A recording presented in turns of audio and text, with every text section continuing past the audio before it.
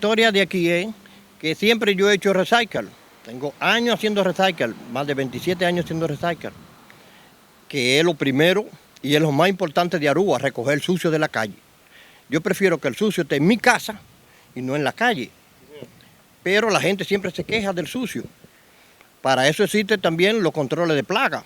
Aquí viene y se controla 2 veces al año, ahí están los papeles, pueden llamar a Primito, donde te vienen y fulmigan la casa. Siempre se están quejando. Ahora mismo esta situación me ha puesto a mí que yo no puedo ni dormir, porque yo tengo que trabajar casi 24 horas, porque estoy haciendo limpio. Incluso ahí está el troque cargado de puro plástico y boter que a mí está a recoger arriba calle. Tiene un vecino que hizo una denuncia de demanda, pero él no tiene por qué demandar porque él está dentro de mi corral. De güey vino y me dio y él está dentro de mi corral, yo no estoy dentro de su corral. No, todavía el abogado no me ha dicho si por plata, porque plata yo no tengo, yo lo que cobro es pensión. Él dice que molestia, pero él no vive aquí. Cuando llegan los guests, los turistas, yo paro el trabajo. Yo nunca he trabajado cuando hay guests. O sea, nunca yo he tenido quejas de nadie, porque este barrio, yo llegué primero que muchísimos que están aquí. Negocio no tengo, pero tengo casa. Tenemos, en esta zona solamente tenemos casi 3 casas. Tenemos 2 casas aquí, mi sobrino tiene otra.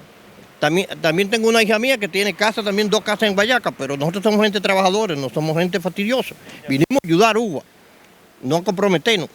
Se hace reciclaje, los plásticos se pagan 10 centavos por kilo, igual que los busters pagan 20 centavos. Incluso mi auto está lleno de busters, porque donde quiera que yo veo los busters, yo los recojo, los tiro en mi auto. Primero va Aruba que mi auto. Los vecinos tienen que tomar paciencia, porque yo hago una labor, ellos no hacen ninguna. Solamente hacen criticar, vienen, se paran, pasan video para perjudicarme. Ya yo cobro pensión, yo estoy bien. Mi labor no la van a impedir. Yo voy a seguir limpiando Aruba.